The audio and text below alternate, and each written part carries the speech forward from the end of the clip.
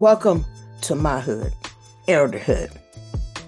I'm your host, Coach Memory, where I ask that you listen with your ears and respect my hood.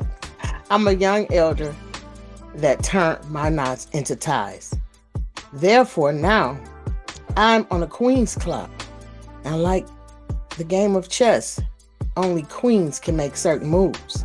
My time is now to have thought-provoking conversations that will connect the elders to the millennials in order to strengthen the Black family.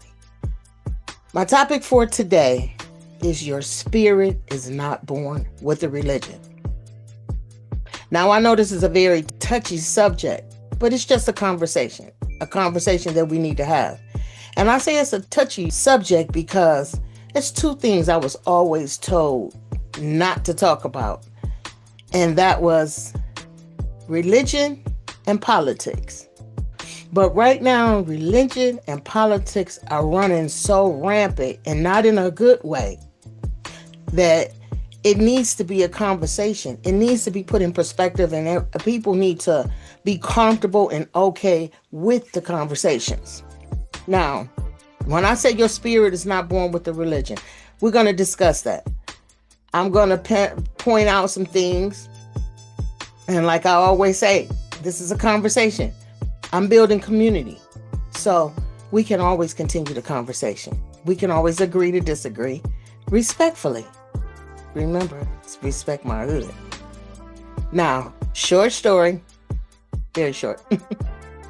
I was born into Islam during the rise of the Black Muslims and the Honorable Elijah Muhammad. May he rest in perfect power. I straddled the fence and decided to entertain other religions. I tried on Baptist, Yahweh, Jehovah Witness, Buddhism when I was in California, and I ended with non-denominational. I must say that I respect most religions, but one I wanted no parts of was Catholic. We know what Mormons think about Black people, but anyway, one I wanted no part of being a Catholic. No disrespect to anyone, but my hood, my rules. And when you are speaking with praise for the Most High, you have to be intentional in your praise. I can listen and I can respect other people's decisions and their choices, but if it doesn't suit me immediately, I'm gonna remove myself and remove that energy. If I get a bad feeling, that's the best I can do is just remove myself. Now, I am a spiritual being. But I will always love Islam, and that is the teachings that I connect with the most. I live under spirituality, period. Now, my parents, I'm so thankful for the Nation of Islam and what it did for me and what I saw it do for others. So like I said, I will always love, I guess, what I was brought into and what I am most comfortable with and what I know the most. But spirituality has never not felt good for me. We all have it. You just have to tap into it if you just so desire. So, but love and respect anybody that's saying God, the Most High, wherever name you want to call him, there's nothing but respect, because I know there's the Most High is always surrounding me and protecting me. Now, a definition of spiritual is relating to or affecting the human quality of being. That's the definition. The definition of religion is the belief in and worship of a superhuman power or powers. Now, the age of religions, I only tapped on a few of the ones you hear the most, but from my understanding and from me looking at the information up. Hinduism is 4,000 years old. Christianity 2,000, along with Catholics, being a Catholic. Islam 1,400 years old. Jehovah's Witness is 150 years old, and Buddhism is 2,500 years old, as well as Buddhism and Judaism, 2,500 years old. Now, it was important for me to just break that down, just for understanding purposes. Now, this is a fact that people need to understand, and why I stand so strong about my spirituality. You can decide to change religions. Like I previously explained to you that I did when I became an adult, and I wanted to, of course, venture out and see if what my parents were telling me, agree or disagree respectfully. But you can change that. You can change religions all day long. But you can only lose or release your spirit through death. That's deep, ain't it? Through death, your spirit can be released. But you can switch, dip, dab, and all other religions. Now, when I discuss church people, the temple, and true believers, some, and I find more than less, are very dangerous and closed-minded. And that's what run people away from religion, I believe. It ran me. Because when you put this pastor, you hear how people always say, well, pastors say, the ministers say. What do you say? The one thing you do not want to do is put a person in a place that only God belongs. Been there, did that. And I'm glad God blessed me to come up out of it. But we are all human, and the biggest mistake people make is putting somebody on a pedestal that don't belong there. Only God belongs. God in that most high place. But people want to, they're very close-minded to me. Because if you have made your business, or God have blessed you to become closer to Him, and your walk is getting stronger, you shouldn't be judging other people. You should be trying to pull people towards you, pull people to God, but not by pointing your finger at them, not by saying, oh, you should do this or you shouldn't do that. Well, God is going to curse you or whatever. You wasn't always on that walk. And people need to stay always a student and always in that spirit that I wasn't always here. So I'm not going to judge where you are, because you might get to where I am and then pass me up. You might go further. God might have something planned for you that you need to stay where you are until it's your time. So please, I don't like that spirit of that judgmental, closed-mindedness that comes with all religions. Now, if you feel like you only can be around a witness, or you can only be around a true believer, or you can only be around church people, church family, then that's okay. That's your prerogative. But judge not, lest ye be judged, right? Okay. Your soul. The soul is spiritual or immaterial part of the human being or animal.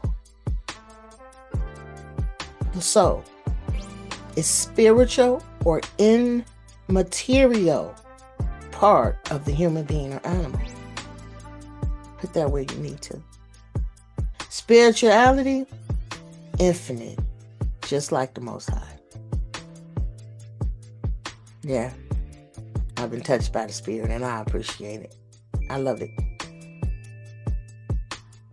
Now, like I said before, you have to understand that religion is forever changing. It used to be a time where the religion and politics were not supposed to mix.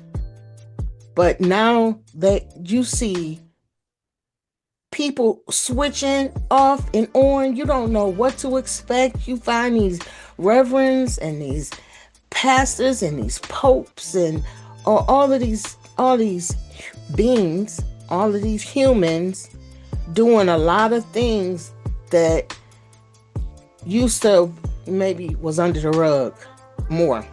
Maybe it's coming out more. But a person gets so upset that they will get upset with their family. If the pastor tell them they should vote, for example, and they go out and vote, and then their family members say, well, you know what, I don't want to vote. I'm not going to vote. What pastors say, if you don't vote, then we shouldn't let you come to Thanksgiving dinner. We shouldn't let you come to Christmas dinner. That's bringing divide. That's division. Everybody has the right to do and choose what they desire, what feels right to them, when it feels right to them. So we have to start getting back into the spirit of being a living church.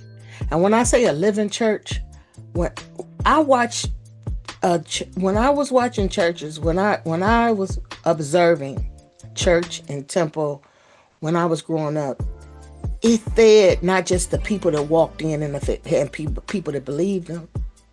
Jesus walked amongst the people, right?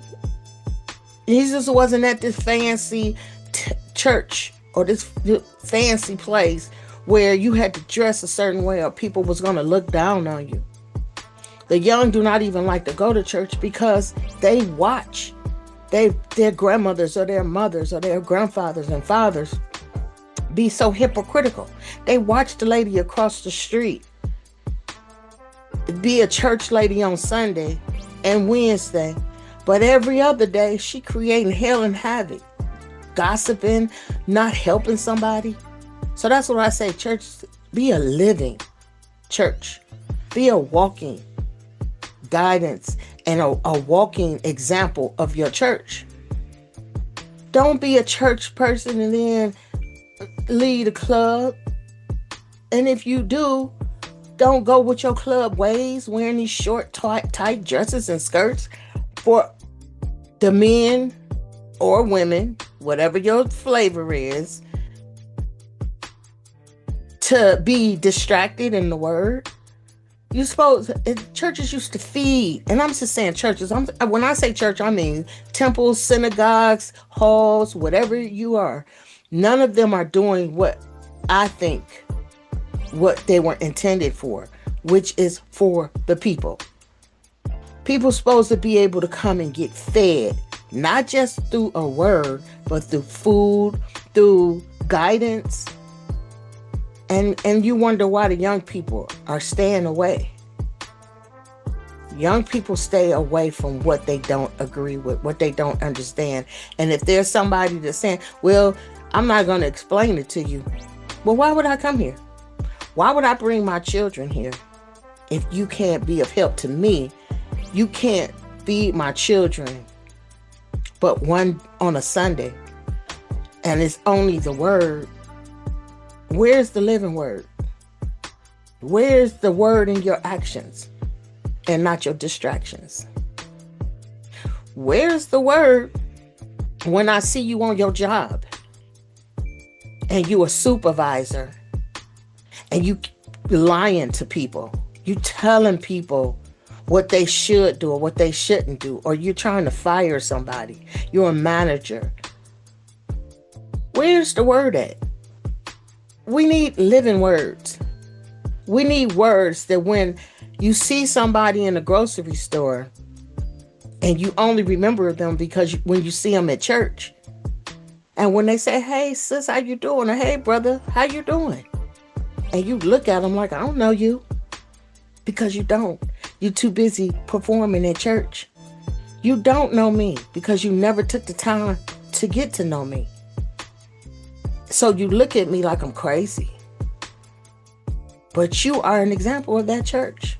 You are an example of that temple. But I have to be inside the temple for you to acknowledge me? If I'm working with you, I have to act like I don't see what you do at work. When I go to church on Sunday, I'm supposed to act like that person didn't exist. Oh, I didn't just see you all up in somebody's face telling them you're going to fire them and take their livelihood away from them because they can't do what you want them to do. They're not going to act the way that you act. It incenses me. And I try to understand the whole reasoning for it. It's just like money. Sometimes a person don't have money. It has been times I've went into a church and I didn't have any money to give. You don't frown upon me because I don't have money to give. Instead, I could do something else. I can work. I can come early.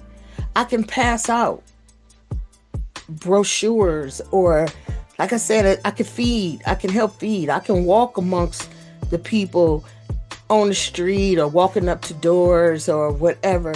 But don't always think a person have to give monetarily, because everybody don't have it like that.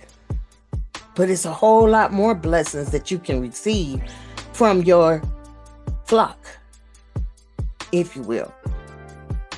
Like it might be somebody, a plumber. But the plumber is not going to work at the church and then come work at your house and then can't get all of these discounts. Okay? An electrician can't give all the discounts to the church people because they got to eat too. They have a family too. So we need this living churches and not getting caught up in, oh, I want a celebrity lifestyle. I want to be dressed to the nines. I want to drive the best cars. I mean, everybody deserves to drive what they want. Don't get me wrong. But if you driving, let me see, it's not even Cadillacs no more. It's more like Infinities and the Lexus and whatever other the fancy cars it is out that everybody is wanting to drive.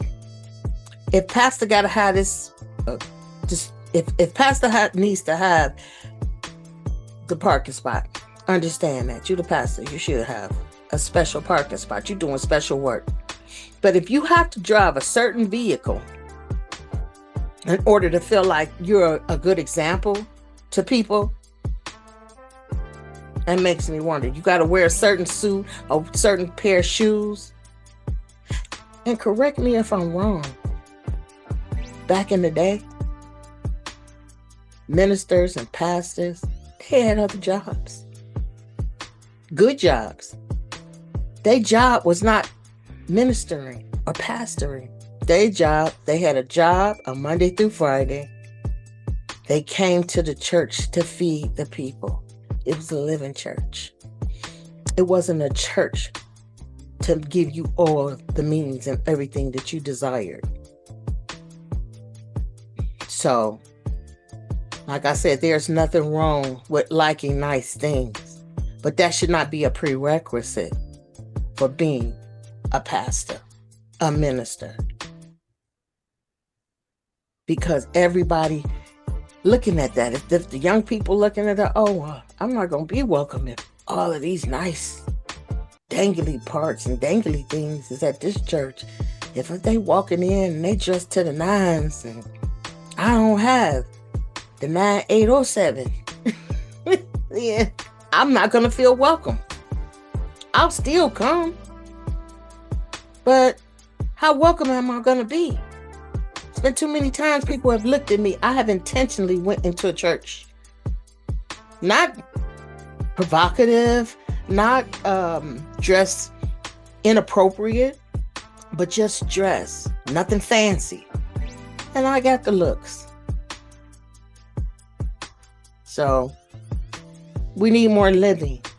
We need to get the kids back. We need to have churches that are open all the time. How many times have you heard people saying, oh, when I grew up, the singers and everything, oh, I used to have to go to Bible study. We was in church every day. And when we got out of school, we did our homework there. It was a church, a living church. It was a church that was open to the community.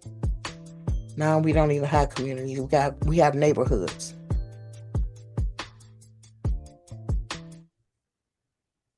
So living church, living temples, living halls, living synagogues. And do not act like one person is better than the other. People will say, well, they're the true people. They're God's true people. We all God's true people. God created us all in his image and his likeness, right? So let's not get caught up picking and choosing what biblical parts that we're going to take out of the Quran or we're going to take out of the Bible. It's flawed anyway. It was man-made. It was man tampered with. So we have to start reading, learning, and understanding and putting things in perspective and being okay with the truth. We have to start having living church again. We have to start having living temple again. We have to start having living halls again. And that should not be telling you have to dress a certain way, walk a certain way, talk a certain way, be around a certain people, because how are you going to reach people, to teach people, if you're closed-minded? That's all I have. Now time for my segment. Don't shoot the messenger, change the message. And that's simply put, remember. Sin is like a credit card. You enjoy it now, but you will pay for it later. So keep that in mind. Till next time, I leave you on the black hand side with positive energy, peace, and black pride. I want my knots and my ties to know that you are never alone. And if you don't have a connection to family, you do now. I am here to build community, one person at a time. Book a one-on-one discovery call with me, Coach Memory, and we can discuss what the next steps look like for you. You can also find me on all social platforms at Respect My Elderhood. I have a business page on Facebook, The Family Legacy Coach, and I will also have a private page where we just connect with one another so we can be better queens. Till next time, know, love, and be thyself. Let's heal so we can build.